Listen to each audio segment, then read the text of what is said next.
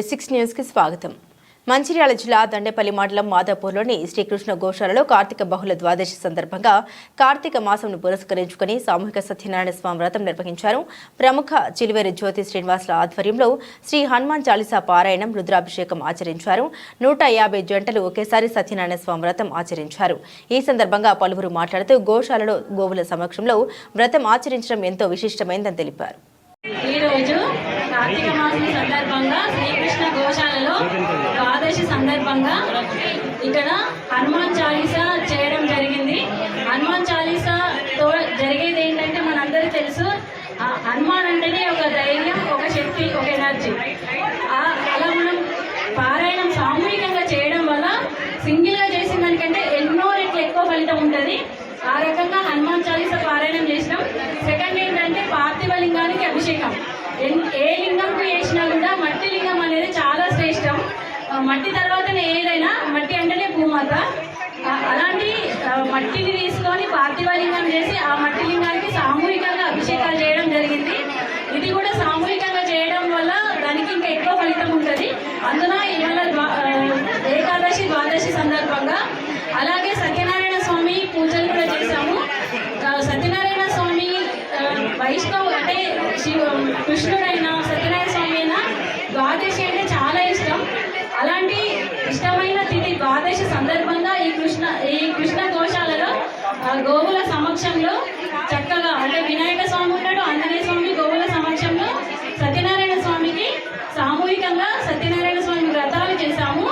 ఇందులో ఇది కూడా అంతే, సామూహికంగా చేస్తే ఏదైనా ఎన్నో రెట్ల ఫలితం ఉంటుంది. అందులో కార్తీక మాసం ద్వాదశి కాబట్టి ఇంకా చాలా ఎక్కువ ఫలితం ఉంటుంది. ఈ ప్రోగ్రాంకి వచ్చి సహకరించిన దాతలకు, కూర్చుండి సహకరించి విజయవంతం చేసిన భక్తులకు, కమిటీ వారికి అందరికీ పేరు పేరున ధన్యవాదాలు. ఇక్కడ చాలా సంవత్సరాల క్రితం నుంచి విఘ్నేశ్వరుని యొక్క దేవాలయం, తదనంతరం ఇక్కడ శ్రీకృష్ణ గోశాల ఏర్పాటు చేశారు. మరి ఆ శ్రీకృష్ణ గోశాలలో ఈరోజు చిలివేరి శ్రీనివాసు, ధర్మపత్తి జ్యోతి గారుల ఆధ్వర్యంలో మరి ఈరోజు రంగరంగ వైభవంగా ఈ యొక్క సామూహిక సత్యనారాయణ స్వామి వ్రతాలు మరియు పార్థివలింగం, నిజంగా అది ఎంత అదృష్టం అంటే పార్థివలింగానికి పూజ చేయడం అంటే చాలా శ్రేష్టం. మరి అటువంటి పార్థివలింగాలు కూడా చేయించి అందరూ భక్తులకు 150 జంటలకు ఎక్కువనే కావచ్చు మరి ఇటువంటి బృహత్తర కార్యక్రమాన్ని నిర్వహించాడు ఆ స్వామి. నిజంగా వారికి ఆ యొక్క రమాసహిత సత్యనారాయణ స్వామి యొక్క పరిపూర్ణమైన కృపా కటాక్షం ఎల్లవేళ ఉండాలని కోరుకుంటూ, నిజంగా మేము కూడా బ్రాహ్మణం కూడా ఎంతో సంతోషపడుతున్నాం స్వామి. ఇన్ని జంటలు ఇంత సత్యదేవుని యొక్క వ్రతం చేసినటువంటి చరిత్ర ఎక్కడ లేదు, మేము ఇదివరకు ఎప్పుడు చూడలేదు. కానీ నిజంగా మాకు కూడా చాలా ఆనందం. వచ్చినటువంటి భక్తులుగా ఓపికతోని అందరూ కూడా సావధాన చిత్తంగా ఈ సత్యదేవుని యొక్క వ్రతాన్ని ఎంతో మనస్ఫూర్తిగా, ఎంతో శ్రద్ధాశక్తులతో విన్నారు. కాబట్టి ఆ చిలివేరి శ్రీనివాసు జ్యోతి దంపతులకు, ఎలుగూరు వేణు కావ్య దంపతులకు, తర్వాత ఇక్కడ వచ్చినటువంటి బంధుమిత్ర సమాజానికి, తర్వాత ఇక్కడ వచ్చినటువంటి ఈ కార్యక్రమాన్ని దిగ్విజయ ప్రతి ఒక్క దాతకు పేరు పేరున మా యొక్క ధన్యవాదాలు తెలియజేసుకుంటూ, నిజంగా ఆ యొక్క గో మాత యొక్క కృపా కటాక్షం ఎల్లవేళలా వాళ్ళకు ఉండాలని మనస్ఫూర్తిగా కోరుకుంటున్నాము. స్వామి జై శ్రీరామ్.